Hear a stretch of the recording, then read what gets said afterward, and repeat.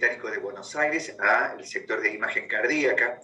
Y la idea es que vamos a tratar de hablar un poquito sobre las miocardiopatías y la utilidad de la resonancia magnética cardíaca en su estudio. Dentro de las micropatías conocemos las clásicas, la micropatía dilatada, donde hay un aumento de los volúmenes ventriculares, con habitualmente disfunción ventricular y síntomas de falla cardíaca, la hipertrófica, en donde hay aumento de los espesores en ausencia de otras patologías como la hipertensión o una valvulopatía como la estenosis aórtica, y las restrictivas, en donde el llenado ventricular se encuentra anormal debido a una afectación del miocardio en sí, con compromiso habitualmente del endocardio. Para esto necesitamos de un estudio que es la resonancia magnética cardíaca, que nos va a dar una información muy importante. La primera aproximación obviamente va a ser, como lo soy yo también, ecocardiografista. El ecocardiograma nos va a permitir el estudio de estas patologías, pero muchas veces hay información que puede ser redundante, pero muchas veces puede ser única en cada uno de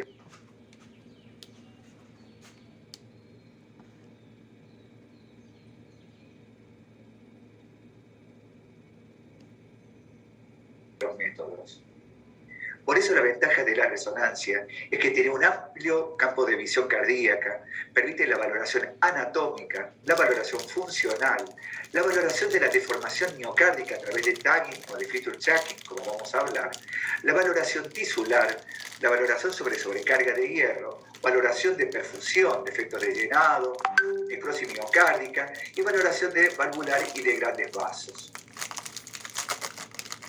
Dentro de las micropatías restrictivas están las primarias y las miocárdicas, o sea, tenemos las no infiltrativas como la esclerodermia, las infiltrativas como la más común, la amiloidosis, la sarcoidosis. Sin embargo, hay otras patologías que si uno no las toma en consideración puede no diagnosticarlas. La tesaroesmosis como la hemocromatosis, la enfermedad de Fabry, el POMPE, y las endomiocárdicas, donde tenemos la fibrosis endomiocárdica, el síndrome hiperoeosinofílico, el síndrome carcinoide y todos los efectos muchas veces actínicos sobre el corazón. Por eso les invito a que entren al consenso de imágenes cardiovasculares de la Argentina, que nosotros elaboramos en la Sociedad Argentina de Cardiología tiempo atrás, en donde vemos las indicaciones para cada una de ellas y su estudio. Y como les decía, nosotros somos inicialmente ecocardiografistas, tratamos de hablar el mismo lenguaje del ecocardiografista. Entonces vamos a tratar de hablar con una imagen, como vemos desde la izquierda, de dos cámaras, en donde vemos la cara anterior y la cara inferior del corazón, el eje corto con la cara del ventrículo derecho, la pared libre del ventrículo derecho en las 4 cámaras, con las 4 cavidades que estamos observando acá, y el tracto de salida del ventrículo izquierdo.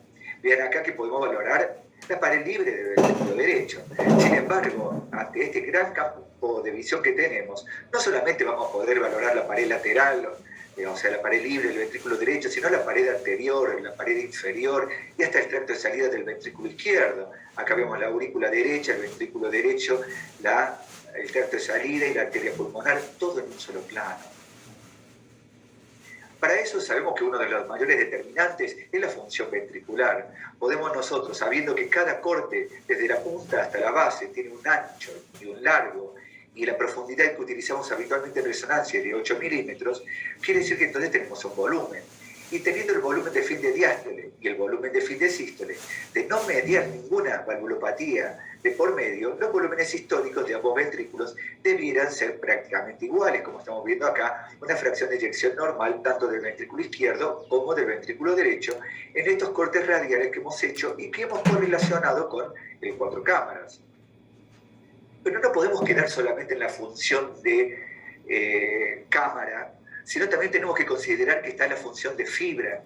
Entonces vamos a analizar un poquito los nuevos avances que hay en resonancia para el estudio de las miocardiopatías, como son los mapas miocárdicos, en donde hacemos una interrelación en la intensidad de señal de cada voxel con el tiempo T1, T2 del tejido en el que se encuentra. Y para eso podemos hablar del tiempo nativo T1, precontraste. Es útil en pacientes que tienen contraindicación al gadolinio, nos permite valorar varias patologías de edema, colágeno, proteínas de hierro. El tiempo T1 post-contraste en verdad es más variable porque depende de muchos factores para corrección. El volumen extracelular, donde lo normal es, sabemos que tenemos un 25% del volumen del miocardio es extracelular, que está formado por el tejido intersticial, el intravascular, y puede ser sustitutivo de la fibrosis intersticial. Y finalmente el T2 nativo. Les muestro acá algunas imágenes en T1 nativo a la izquierda, T1 post-contraste a la derecha. Ya dijimos que tiene muchos factores confundentes y de correlación y corrección. El volumen extracelular y el T2 nativo. Para eso tenemos valores como estamos viendo acá, resonadores de 1.5 Tesla y de 3 Tesla. Vemos T1 nativo de 950, 952, 984, de acuerdo a los diferentes publicadores que han hecho en sus experiencias. Y del volumen extracelular, como habíamos dicho, 25% aproximadamente, como estamos viendo aquí. Y en las de T2 nativo, valores de T2 nativo en milisegundos de 52, 55, 54 y 58. Eso para 1.5 Tesla, y para 3 Tesla 54, 44, 45. Sin embargo, todo esto depende muchas veces del equipo en donde estemos trabajando. Nos van a dar mucha información estos mapas. Nos van a permitir en el análisis de las miocardiopatías valorar a los pacientes con falla cardíaca con fracción de eyección deprimida y en aquellos también donde esté conservada, en la cardiopatía isquémica, en el edema, en el síndrome coronario agudo, en procesos crónicos y en las miocardiopatías inflamatorias, en el caso de la miocarditis, en donde vamos a tener un crédito enorme con los T2 nativos para agregarle al realce tardío. Y en las micropatías infiltrantes, como la amiloidosis, el Fabry, con el acortamiento del T1, la hemosiderosis, con el acortamiento también del T1, en las micropatías hipertróficas, en las cardiopatías congénitas, etc.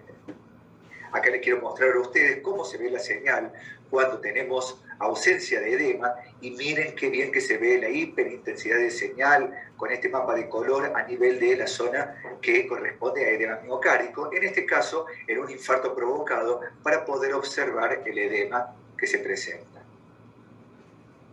Pero esto depende de cada equipo de resonancia, es diferente los valores, depende de cada centro en donde se encuentre este equipo de resonancia, y depende de cada grupo de trabajo cómo han hecho los valores de referencia que deben ser habitualmente los propios de cada resonador. Sigamos entonces ahora que si ya tenemos los mapas miocárdicos para el análisis de estas patologías, tenemos que también conocer que si hemos valorado la fracción de eyección, ya tenemos los valores normales del ventrículo izquierdo y del ventrículo derecho. Tenemos que saber también que podemos valorar los mapas miocárdicos en sus T1 y T2 nativos.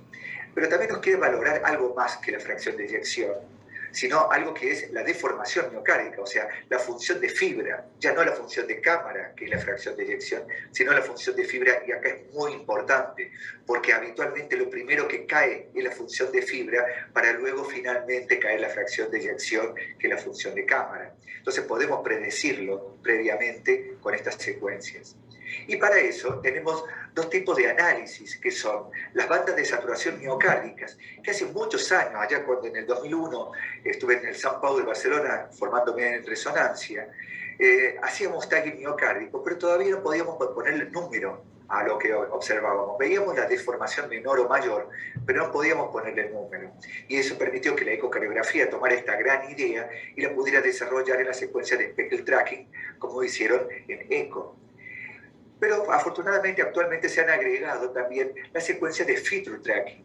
Feature tracking quiere decir seguimiento de las características. O sea, es algo muy parecido al speckle tracking de la ecocardiografía y sigue las características de cada sector, como lo estamos viendo acá, a este nivel, a nivel del miocardio.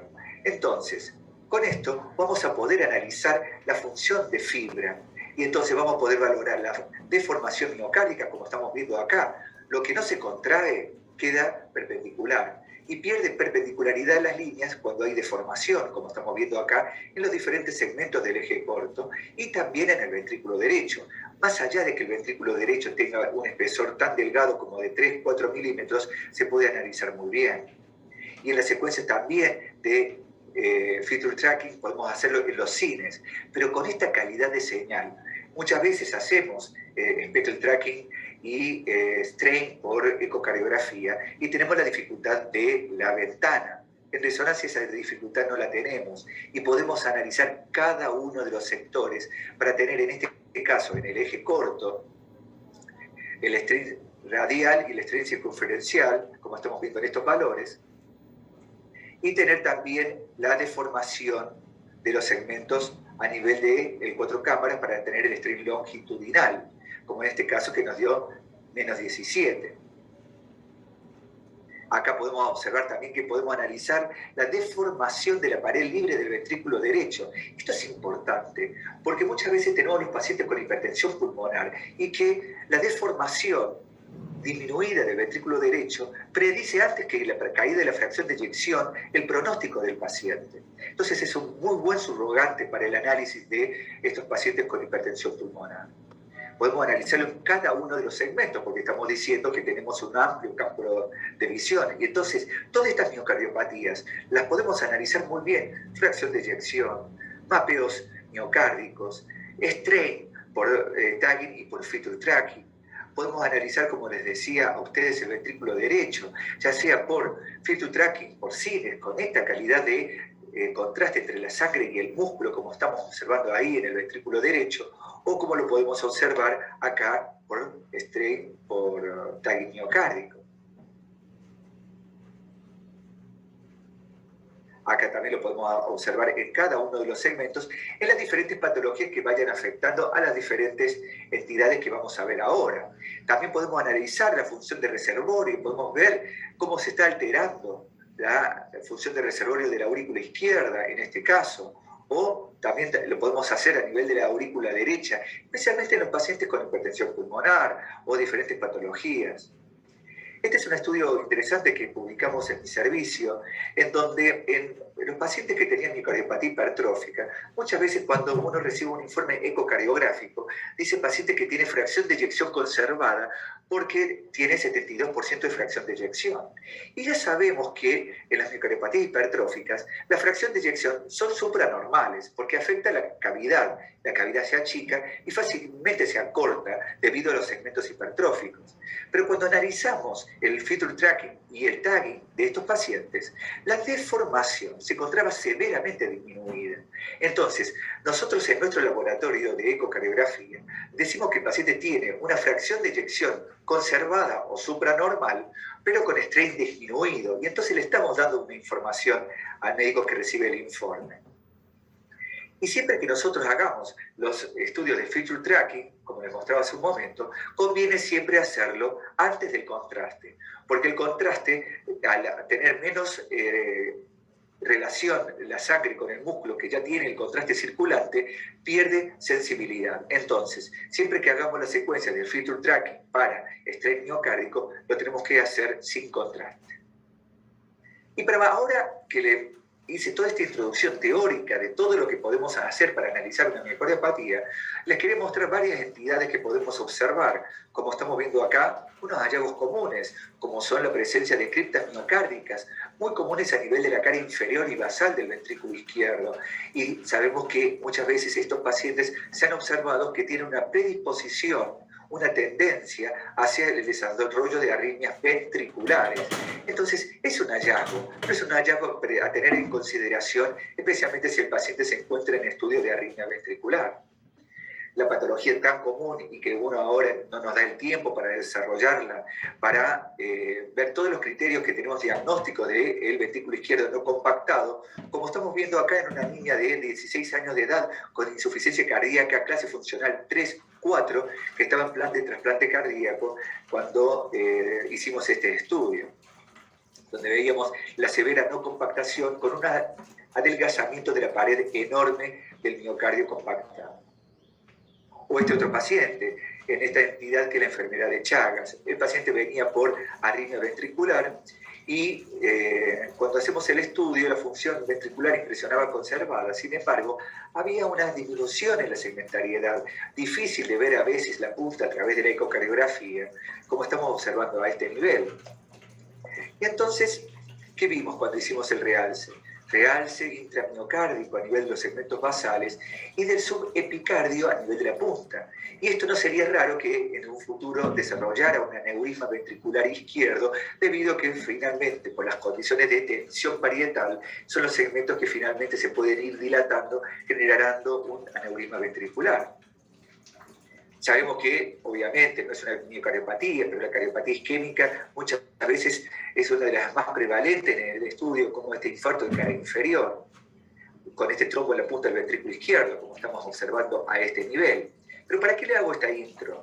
Se lo hago porque muchas veces tenemos diagnóstico de pacientes que parecen un infarto agudo de miocardio, pero finalmente, de acuerdo al contexto clínico de estos pacientes, finalmente tienen realces intramiocárdicos o subepicárdicos, como estamos viendo en esta miocarditis con realce intramiocárdico, y vemos que por algún motivo hay un tropismo de estos adenovirus, parvovirus, hacia la pared lateral del ventrículo izquierdo. Y este paciente en realidad corresponde a un minoca, o sea, es una miocarditis, pero no tiene enfermedad coronaria asociada. Acá estamos viendo ahora un caso más completo, en donde vemos que la fracción de eyección impresionaba conservada, como se veía en el ecocardiograma, pero en la secuencia de T2 vemos cómo se genera una hiperintensidad de señal. Donde hay agua, brilla. Nosotros en resonancia hablamos si brilla o no brilla, si es hiperintenso o es hipointenso o isointenso.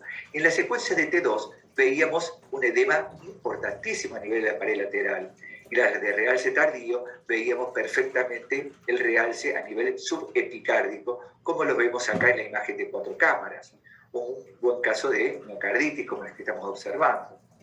Pero también tenemos otras patologías que nos derivan. El paciente nos deriva porque piensa que puede tener una miopericarditis o una pericarditis constrictiva. En este caso era una paciente de 60 años de edad que le habían derivado para hacer un drenaje pericárdico por derrame pericárdico a repetición. Y cuando lo vimos, era una mujer diabética, obesa, con body mass index aumentado. Y cuando le hacemos finalmente la secuencia de supresión grasa, no era derrame lo que tenía la paciente, sino lo que tenía precisamente era grasa. Y la paciente evitó hacer una pericardiocentesis que nos habían derivado para hacerlo cuando pudimos hacer un estudio completo. Y entonces vemos acá el gran poder de caracterización tisular que tiene la resonancia. Esta paciente era una paciente joven de 21 años de edad, hiperdeportista, que ella quería seguir haciendo actividad física, y cuando le hacemos la resonancia vemos que tenía espesores aumentados, pero no tanto en el 4 cámaras, sino con una severa dilatación de la aurícula izquierda, sino que tenía hendiduras miocárdicas con aumento de espesores a nivel septal. Y sabemos que las miocardiopatías hipertróficas habitualmente siguen las fibras oblicuas, empiezan siendo ápico septal, medio anterior, basal lateral. Por eso no existe la miocardiopatía hipertrófica de cara anterior o la miocardiopatía hipertrófica de cara inferior, sino hacen un seguimiento de las fibras oblicuas. Como estamos viendo acá en la imagen que les mostraba hace un momento, en 4 y en tracto de salida. O este otro paciente que lo habían derivado también con diagnóstico de miocardiopatía hipertrófica por aumento de los espesores. Cuando lo empezamos a analizar, empezamos a ver que tenía lentiginosis, tenía trastornos articulares, disnea, y finalmente hicimos un estudio genético del paciente, y esto que impresionaba una miocardiopatía hipertrófica, finalmente cuando le hacemos el estudio, vemos la menor deformación. Vean acá que los segmentos que estaban aumentados, sus espesores tenían mínimamente deformación, o sea, cuando vemos que hay mucho espesor, la masa efectiva contráctil es mínima, veíamos que finalmente lo que el paciente tenía con realce tardío a ese nivel era una enfermedad de Fabry. Entonces tenemos que sospechar estas patologías que se agregan, como este paciente con miocardiopatía hipertrófica, una menor calidad de imagen por arritmia ventricular muy frecuente, y vemos que la masa efectiva contráctil era lo que está no engrosado, pero lo que está engrosado no se contrae nada, no deforma nada, no contribuye a la fracción de eyección supranormal que le decía hace un rato que podía ser un 72%. Y miren el realce que tenía. O este otro paciente que venía por dolor de pecho, con trastornos segmentarios, con una ventana dificultosa, y cuando vemos la resonancia vemos que había aneurismas ventriculares del derecho y del izquierdo, con presencia de grasa en ambos ventrículos, y era una arritmia, una cardiopatía arritmogénica. Le hicimos una tomografía y vemos las zonas hipodensas que corresponden a la grasa. O este otro paciente de 20 años de edad también con displasia rimogénica ventrículo derecho. Ustedes vean la capacidad de visualización de ventana que tienen estos pacientes. O este paciente que tenía diagnóstico de reemplazo valvular, perdón, de endomiocardiofibrossis, y que finalmente vamos a ver el realce que tenía a nivel endomiocárdico. O para el estudio de la sobrecarga de hierro en los diferentes tiempos de eco, podemos buscar cuál es el resultado del tiempo de eco final, que en este caso estaba disminuido por menos de 20 milisegundos, que lo normal es arriba de ese valor. O en los casos de amiloidosis, con derrame pleural, con dilataciones ventriculares, auriculares, perdón, con menor deformación, en este caso con un marcapaso colocado también y derrame pericárdico. Miren la captación que tenía la aurícula izquierda, con realce difuso atípico en este caso, con un poco de anulación del pulso sanguíneo, o en este otro caso también con estenosis aórtica más amiloidosis. O este caso de síndrome antifosfolipídico, donde tenía trombos a nivel de las cavidades izquierdas,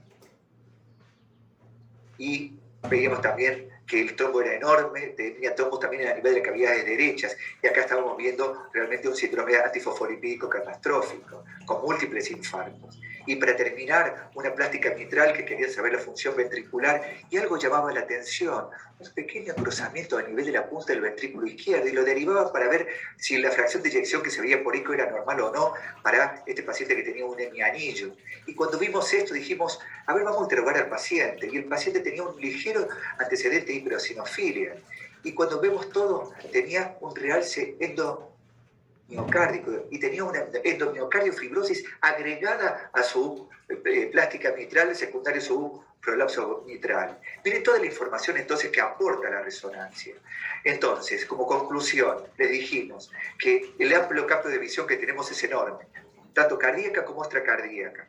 Es el one stop shop, es el estudio en donde podemos ver muchas cosas en el mismo negocio: anatomía, función, deformación, valoración tisular, la presencia de sobrecarga de hierro, trastornos de perfusión, valoración de necrosis para las diferentes miocardiopatías y valoración de las válvulas y también de los grandes vasos.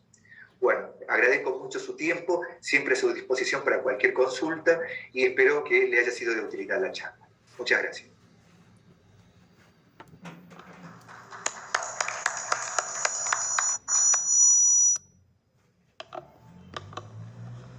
Bueno, para continuar, nos dejamos con el doctor Jaime Álvarez, que nos va a hablar de